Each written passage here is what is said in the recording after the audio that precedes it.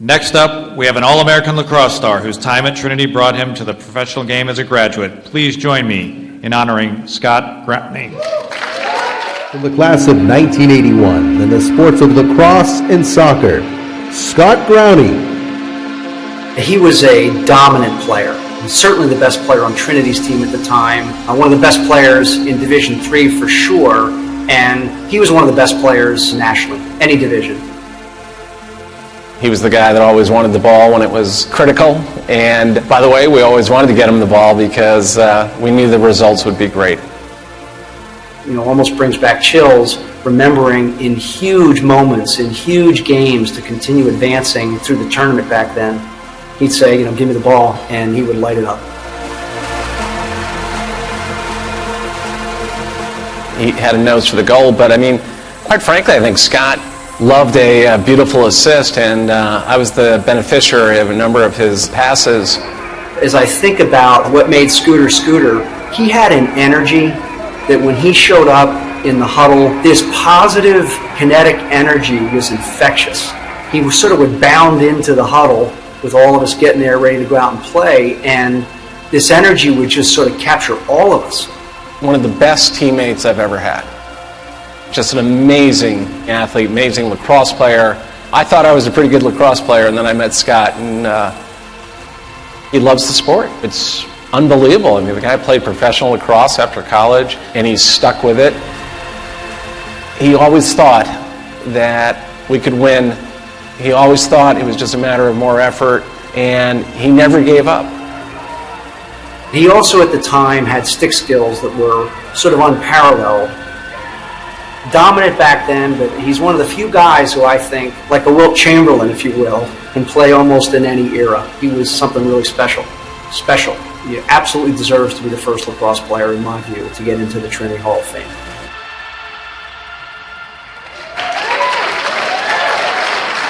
Ladies and gentlemen, Scott Growney.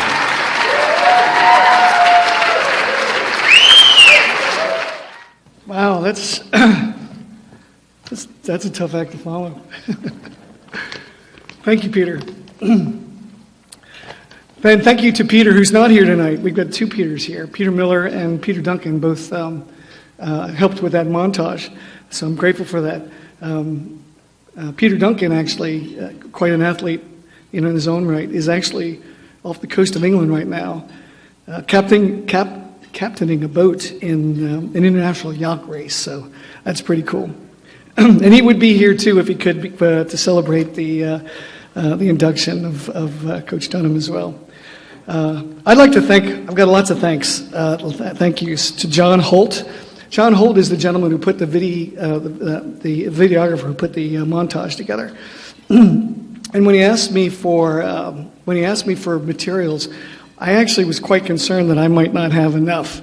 And I gave him what I did, and he was able to kind of spin it into something that is quite credible. So I thank him for that. Although I was kind of hoping he wouldn't use the picture of me with the Dutch boy look. I don't know whether it's I'm not sure what I was thinking, but I was trying to figure it out. And I'm thinking, maybe I did that so that the defenders would not take me seriously, and that gave me a little bit of an edge. So.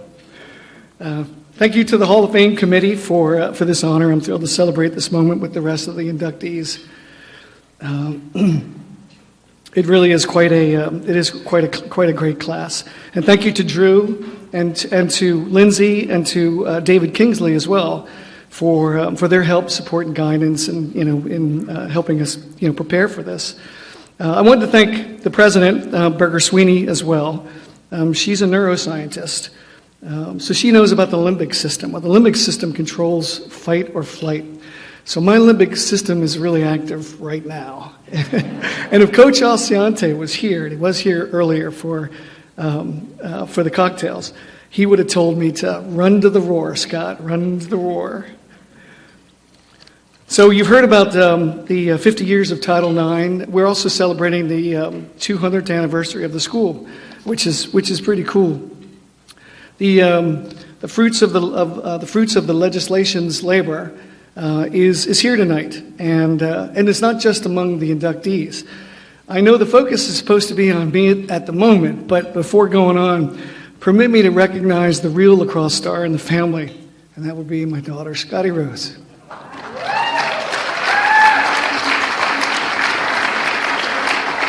Some of you know that she's fresh off an undefeated Division I national championship season at North Carolina, and she scored the winning goal in the championship game against Boston College.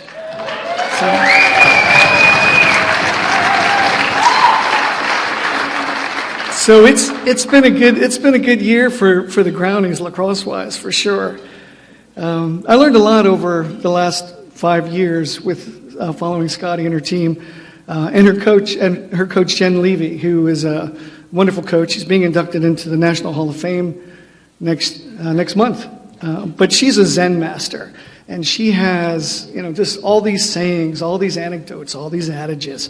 I remember meeting her when we were going through the recruiting process, and I was so impressed that she had such a command.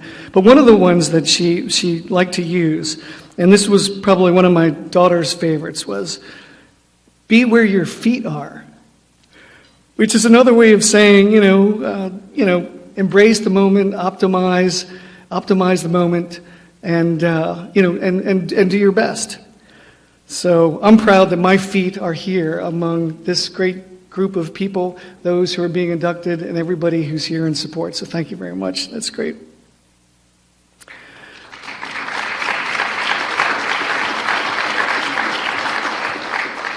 I look back at my journey, and I consider the prologue and the options and the opportunities and the multitude of life-changing scenarios. Anything could have happened, really. It's the law of nonlinear dynamics. You don't necessarily plan on things, or when you do, things change. It's also known as chaos theory. It's a wonder that my feet ended up at Trinity, honestly.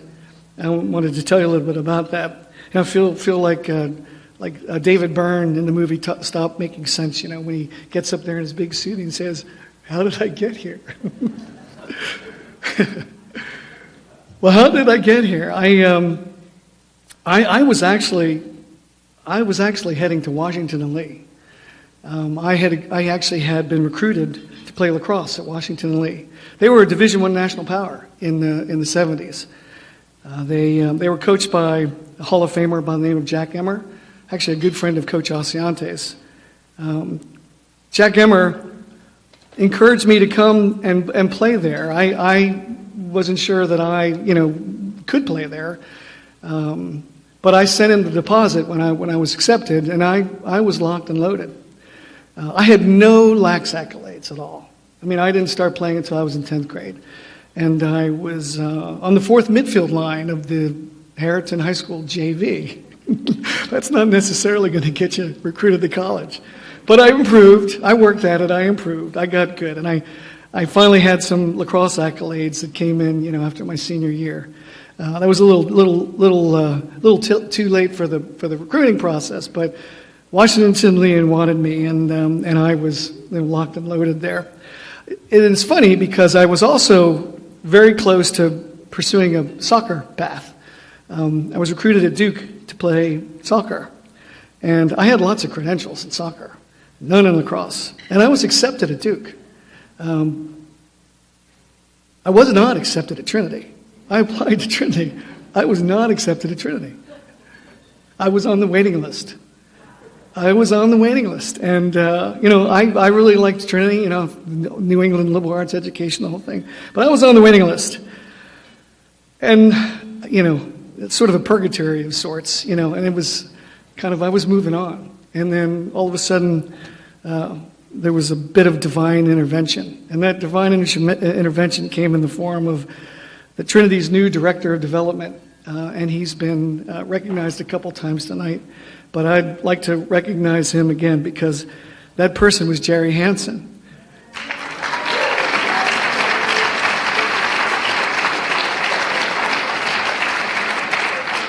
Jerry, I hope you don't mind telling everybody that you're 93 years old. And when I spoke to you a couple weeks ago, you told me that it was not likely that you were going to be able to make it.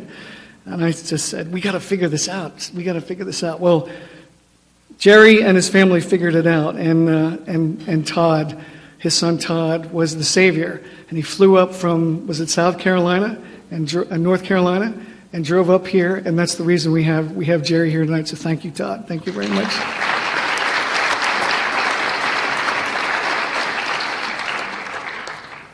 So he calls my parents. He was from Philadelphia. They were friends, and he says, "Don't fret, really. Just be patient. We'll get him off the waiting list. He needs to come to Trinity. He could really help. He could play 2 sports." And he said, "Let me talk to him." So I got on the phone with Jerry, and Jerry said, "Well, Scott, that's great. Washington Lee, that's great, really. But isn't WNL all male? Not that there's anything wrong with it." So he knew exactly how to play upon my insecurities of whether I could even play at that level. So before he knew it, I was on my way. I kissed my WNL deposit goodbye, and I was on my way to play soccer, lacrosse, and to enjoy the diversity of a co-ed school located in Hartford to get that New England liberal arts education I wanted. He knew all the angles. Thank you, Jerry.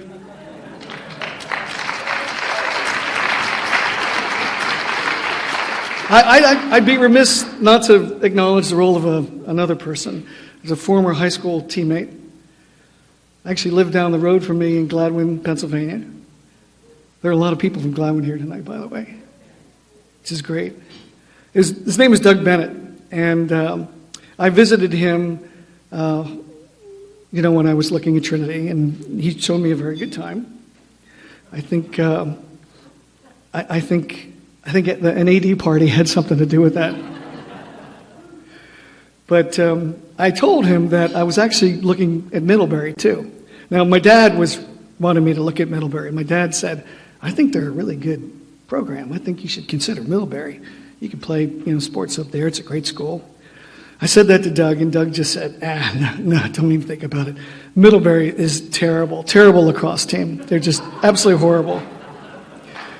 So of course Middlebury ends up winning 3 out of 4 of the next ECAC tournaments during my Trinity tenure. So one of those wins actually included a barn burner of a championship game my junior year. The problem is I can't tell you too much about it because I don't remember much about it. A very strong, large Middlebury defenseman knocked me unconscious in that game in the 4th quarter. So it was apparently time for the reckoning. The Creator works in very mysterious ways. But Doug, just for the record, what happened clearly in today's vernacular would be misinformation. But that's okay.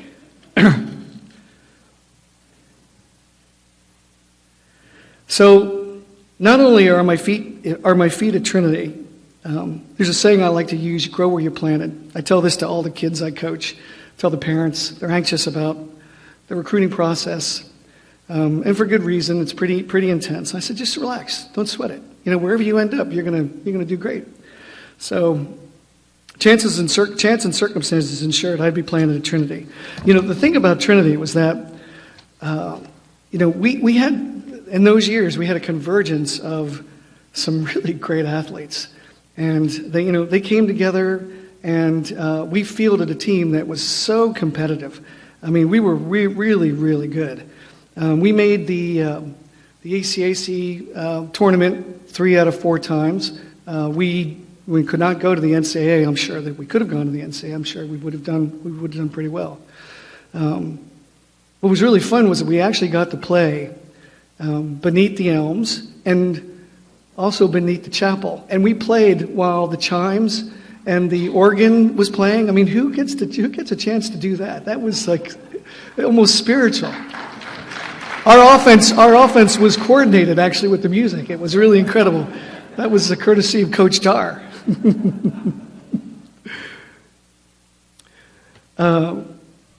We weren't necessarily known around the country. Today everybody's got a name and that's what it's about. But we played for Trinity, But our names, I just want to list some of the names of my teammates over the years. Mad Dog, I'm going to give you their nicknames. Mad Dog and Fido, LJ, Clint, Brown, Kegger, Lansbury, D-Bones, Plummer, McGowan, Stewart, Billy Miller, Bills, Dunk, Yarney, Smitty, Austin, Vaughters, Briggs, Burmo, Smitty, Petey, Mills, so many others who deserve mention.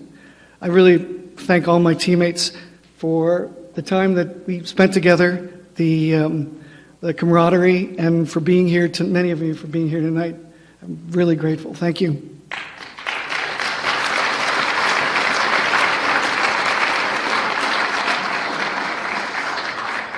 A shout out to my coaches too. We heard about Chet McPhee. He was a wonderful man. He was coach my freshman year, and then Mike Darr became the head coach at Trinity. And I'm so glad that he's with us tonight. You know, in my mind's eye, I still see Coach Darr, wearing a bandana. I don't know why. He was so cool. He was so calm, and. The thing that was best about Coach Darr and his approach was that, he kind of let us have fun. We just had fun. He let the chemistry develop. He let us sort of seek our own level, and that's what we did. And we sought a very high competitive level. But that was courtesy of Coach Darr and his approach. Thank you, Coach.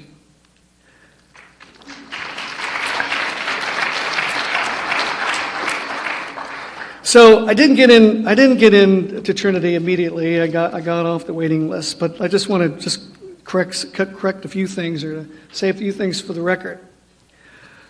I don't think there are any missions folks here. No one will take any offense. But I graduated from Trinity with honors,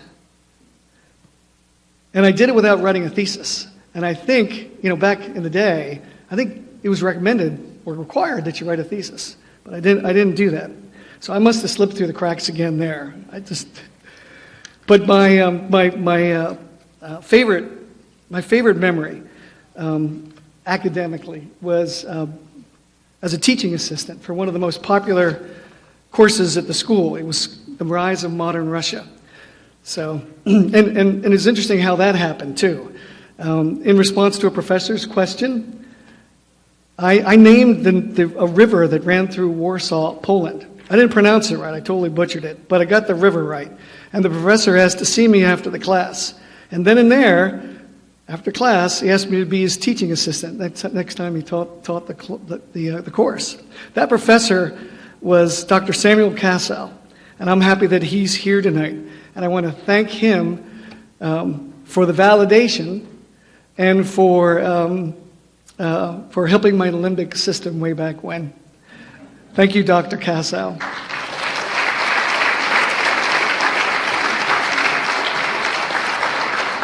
I'm sorry I never pursued the Rhodes Scholarship that you recommended. That was a little over the top. But I have been a Bolshevik. I have been a Bolshevik in the growth of the game, and I owe that to what I learned from you in the rise of modern Russia. Thank you. So lacrosse is for me, and it is for everybody. It's a very spiritual sport.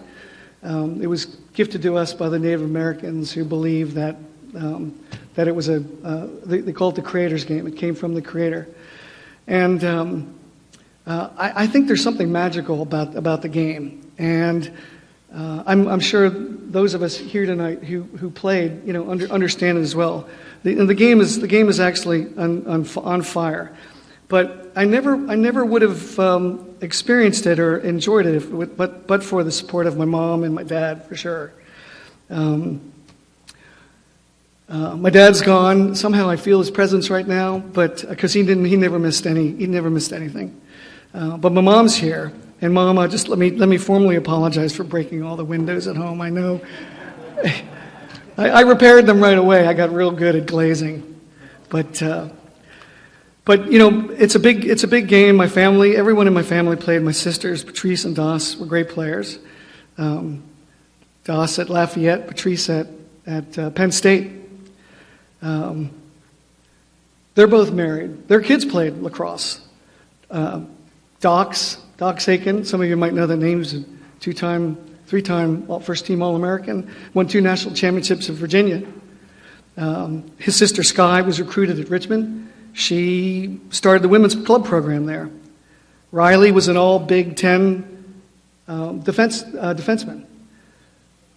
And my brother Steve, who's here tonight, he was speaking of defense, was probably one of the best defensemen I ever played against. He was absolutely brutal. He played at F&M. He was an All-American there. And I often wonder what it would have been like if he and I had the opportunity to play together at Trinity. It really would have been a great experience. My boys, Colton and Chase, both play lacrosse. Colton was the MVP at Williams when he was there. Chase actually broke one of my, I think it was an assist record. So I'm proud of my kids. And of course, I mentioned Scotty Rose. I'd also like to just say something about my wife, McCall. She's kind of the outlier. She did not play lacrosse. She actually never saw me play. Actually, correction. She saw me play one time. It was a summer league game. And in the first quarter, my hand got smashed by some defenseman. I ended up in the emergency room of the Bryn Mawr Hospital. So she did not. That's all she saw. She saw me and my hand, which needed probably a couple hundred stitches to put back together. But in a way, lacrosse brought us together because my friend who introduced us told her that I played professional box lacrosse with Philadelphia Wings. Now, don't get me wrong, that was a flash in the pan. It was a lot of fun, but it was a flash in the pan. But it did do one thing, and that was help introduce me to my wife, who was actually dating a Philadelphia Flyer at the time. And for all the hockey people out there, it was Brian Propp. But somehow we hit it off, and we've been married for almost 34 years. So I'm happy that I was able to grow where my feet were planted, where my feet were, and it's been a great journey. The fields at Friendly Stripe at Trinity were the place for me, even though it was very nip and tuck at the beginning. So I guess the maxims are true, right? Patience is a virtue, and sometimes good things come to those who have to wait. The rest, they say, is history. Go Bants, fear the chicken, and thank you.